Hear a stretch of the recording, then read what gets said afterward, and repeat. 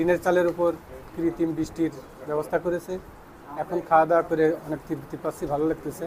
আশপাশে অনেক ভালো ভালো হোটেল আছে, এখানে এসি ব্যবস্থা আছে, কিন্তু আমরা এখানে প্রতিনিয়ত খাই, এখানে রান্নার মান ভালো।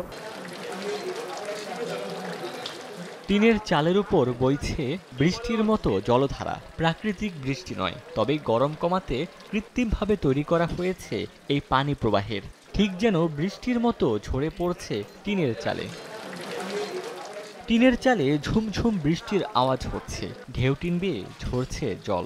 আর এমন ঠান্ডা নির্মল পরিবেশে হোটেলে বসে খাবার খাচ্ছেন, ভাবতেই ভালো লাগবে যে কারো। এখানে দুপুর এবং রাতের খাবার পাওয়া যায়।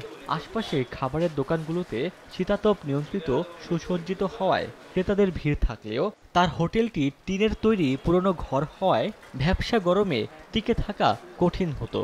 এ অবস্থায় তার মাথায় আসে এই কৃত্রিম বৃষ্টির ধারণা। বাইরে গরম, কিন্তু ভিতরে খুব ভালো ঠান্ডা। টিনের চালের উপর কৃত্রিম বৃষ্টির ব্যবস্থা করেছে। এখন খাওয়া দাওয়া করে অনেক তৃপ্তি পাচ্ছি, ভালো লাগতেছে। আশপাশে অনেক ভালো ভালো হোটেল আছে, এখানে এসি ব্যবস্থা আছে, কিন্তু আমরা এখানে প্রতিনিয়ত খাই, এখানে রান্নার মান ভালো। আর কোথাও এত ভালো খাবার হয় না। অসম্ভব যত্ন নিয়ে খাবার তৈরি করে, প্রতিটা খাবার নিজেরা বাজার করে, মানে কোনো বাসি খাবার, কোনো কম দামি জিনিস কখনো ব্যবহার করে না।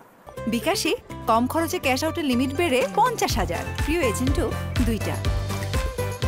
কৃত্রিম বৃষ্টি প্রক্রিয়ার পানি সরবরাহের জন্য রবিউল ব্যবহার করেছেন বৈদ্যুতিক মোটর। চাপকল থেকে মোটরের সাহায্যে পানি উঠিয়ে তা পাইপের মাধ্যমে টিনের চালে পৌঁছে যায়। পাইপগুলোর মাথায় পানিকে চারদিক ছড়িয়ে দিতে ব্যবহার করেছেন নজেল। এভাবে প্রায় 30 মিনিটের কৃত্রিম বৃষ্টির পর বাইরে যেখানে তাপমাত্রা 38 থেকে 39 ডিগ্রি সেলসিয়াস, সেখানে কুলিং সিস্টেমের কারণে রবিউল ইসলামের হোটেলের ভেতরের তাপমাত্রা থাকে সব সময় 27 থেকে 28 ডিগ্রি পর্যন্ত। টিন তো গরম হয়ে যায়, যখন মেঘ হয়, বৃষ্টি হয়, তখন বৃষ্টি হওয়ার ফলে টিন যখন ঠান্ডা হয়ে যায়, তখন আমার ঘর ঠান্ডা হয়ে যায়।